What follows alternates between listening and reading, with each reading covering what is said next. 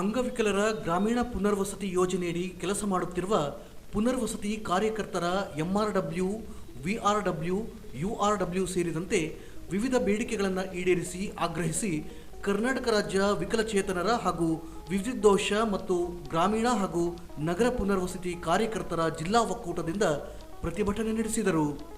ನಗರದ ಜಿಲ್ಲಾ ಮಹಾತ್ಮ ಗಾಂಧಿ ಕ್ರೀಡಾಂಗಣದಿಂದ ಜಿಲ್ಲಾಧಿಕಾರಿ ಕಚೇರಿಯವರೆಗೆ ಮೆರವಣಿಗೆ ನಡೆಸಿ ಜಿಲ್ಲಾಧಿಕಾರಿ ಸ್ಥಾನಿಕ ಅಧಿಕಾರಿ ಮೂಲಕ ಮುಖ್ಯಮಂತ್ರಿಗೆ ಮನವಿ ಸಲ್ಲಿಸಿದರು.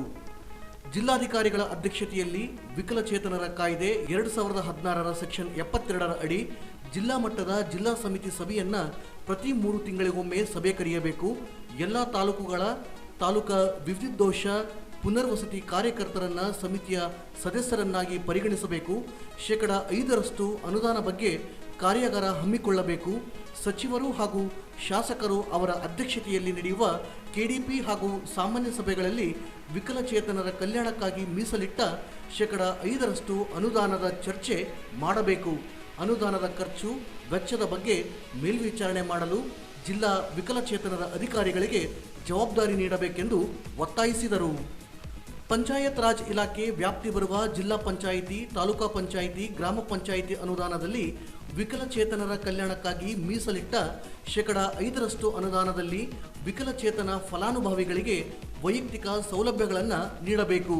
5% ಮೀಸಲಿಟ್ಟ ಅನುದಾನದಲ್ಲಿ ತಾಲೂಕಾ ಪಂಚಾಯಿತಿನಲ್ಲಿ ಕಾರ್ಯನಿರ್ವಹಿಸುತ್ತಿರುವ ಎಂಆರ್ಡಬ್ಲ್ಯೂ ಅವರಿಗೆ ಹಾಗೂ ಗ್ರಾಮ ಪಂಚಾಯಿತಿಗಳಲ್ಲಿ ಕೆಲಸ ಮಾಡುವ ವಿಆರ್ಡಬ್ಲ್ಯೂ ಅವರಿಗೆ ಮತ್ತು ನಗರಸಭೆ, ಪುರಸಭೆ, ಪಂಚಾಯಿತಿಗಳಲ್ಲಿ ಕೆಲಸ ಮಾಡುವ ಯುಆರ್ಡಬ್ಲ್ಯೂ ಅವರಿಗೆ ಮಾಸಿಕವಾಗಿ ಪ್ರಯಾಣ ಭತ್ಯೆ ಮತ್ತು ಲೇಖನ ಸಾಮಗ್ರಿಗಳ ವೆಚ್ಚ ನೀಡಬೇಕೆಂದು ಮನವಿ ಮಾಡಿದರು. ಹಾಗೂ ವಿಕಲಚೇತನರ ನೂತನ ಕಾಯ್ದೆ 2015 ಜಿಲ್ಲಾದ್ಯಂತ ಸಂಬಂಧಪಟ್ಟ ಅನುಷ್ಠಾನ ಸೇರಿದಂತೆ ಇನ್ನಿತರ ಒಪ್ಪಂದಗಳ ಈಡೇರಿಕೆ ಮನವಿ. ಮೇಲ್ಗಡೆ ವಿಷಯಕ್ಕೆ ಸಂಬಂಧಿಸಿದಂತೆ ನಾವು ಕರ್ನಾಟಕ ರಾಜ್ಯ ಅಂಗವಿಕಲರ ಪಾಲಕರ ಒಕ್ಕೂಟ ಜಿಲ್ಲಾ ಸಮಿತಿ ರಾಯಚೂರು ವತಿಯಿಂದ ತಮ್ಮಲ್ಲಿ ಮನವಿ ಮಾಡಿಕೊಳ್ಳುವುದೇನೆಂದರೆ, ವಿಕಲಚೇತನರ ನೂತನ ಕಾಯ್ದೆ 2016 ಜಾರಿಗೆ ಬಂದು ಇಲ್ಲಿಯವರೆಗೆ 7 ವರ್ಷ ಗತಿಸಿದರೂ ಕಾಯ್ದೆ ಸಂಪೂರ್ಣ ಅನುಷ್ಠಾನವಾಗಿಲ್ಲ. ಈಗಲೂ ನಗರ ಹಾಗೂ ಗ್ರಾಮ ಮಟ್ಟದಲ್ಲಿ ತೀವ್ರ ದರದ ವಿಕಲಚೇತನರಿಗೆ ಸರ್ಕಾರಿ ಹಾಗೂ ಅರೆ ಸರ್ಕಾರಿ ಸಂಘ ಸಂಸ್ಥೆಗಳಲ್ಲಿ ಸೇವೆ ಸಲ್ಲಿಸುತ್ತಿರುವ ದೊರಕದೆ ಅತ್ಯಂತ ನಿಷ್ಕ್ರಮಿತ ಜೀವನ ಸಾಗಿಸುತ್ತಿದ್ದಾರೆ.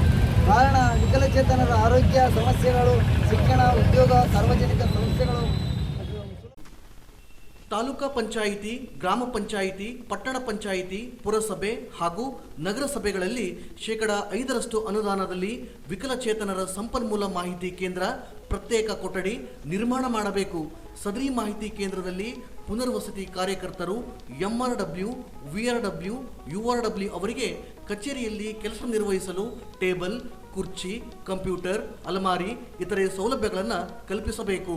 ತಾಲೂಕಾ ಪಂಚಾಯಿತಿ, ಗ್ರಾಮ ಪಂಚಾಯಿತಿ, ಪಟ್ಟಣ ಪಂಚಾಯಿತಿ, ಪುರಸಭೆ ಹಾಗೂ ನಗರಸಭೆ ಕಾರ್ಯಾಲಯದಲ್ಲಿ ಕಾರ್ಯನಿರ್ವಹಿಸುತ್ತಿರುವ ಕಾರ್ಯಕರ್ತರು ಪುನರ್ವಸತಿ ಅಂದರೆ ಎಂಆರ್ಡಬ್ಲ್ಯೂ, ವಿಆರ್ಡಬ್ಲ್ಯೂ ಅಥವಾ ಯುಆರ್ಡಬ್ಲ್ಯೂ ಇವರಿಗೆ ಹಾಜರಾತಿ ಬೆಳಿಗ್ಗೆ ಮತ್ತು ಸಾಯಂಕಾಲ ಮಾಡಲು ಬಯೋಮೆಟ್ರಿಕ್ ಮಿಷನ್ ಸಮಸ್ಯೆ ಇದ್ದು, ಈ ಹಾಜರಾತಿ ಮಾಡಲು ಪ್ರತ್ಯೇಕ ಬಯೋಮೆಟ್ರಿಕ್ ಉಪಕರಣವನ್ನು 23% ಅನುದಾನದಲ್ಲಿ ಖರೀದಿಸಿ ಅನುಕೂಲ ಮಾಡಿಕೊಡಬೇಕು. ನರೇಗಾ ಯೋಜನೆಯಡಿ ವಿಕಲಚೇತನರಿಗೆ ಪ್ರತ್ಯೇಕ ವಿಶೇಷ ಕೆಲಸದ ಗುರುತಿನ ಚೀಟಿ ಅಥವಾ ಜಾಬ್ ಕಾರ್ಡ್ ನೀಡಬೇಕೆಂದು ಮನವಿ ಮಾಡಿದರು. ಈ ಸಂದರ್ಭದಲ್ಲಿ ಜಿಲ್ಲಾಧ್ಯಕ್ಷ ಶೇಖರಪ್ಪ ಮುರ್ಕಿಗುಡ್ಡ, ಗೌರವಾಧ್ಯಕ್ಷ ಸಂಗಮ್ಮ ನರಕಲದಿನ್ನಿ, ಉಪಾಧ್ಯಕ್ಷ ಮಲ್ಲಪ್ಪ ಗಲಗ, ರಾಜಶೇಖರ ಕಟ್ಲುಟ್ಕೂರ್, ಮಲ್ಲೇಶ್ ಹಿರಾಪುರ್, ಬಸವರಾಜ್ ಗೋರೆಬಾಳ್, ಸಂತೋಷ್ ಕುಮಾರ್, ಈರೇಶ್ ಸೇರಿದಂತೆ ಅನೇಕರು ಭಾಗವಹಿಸಿದ್ದರು.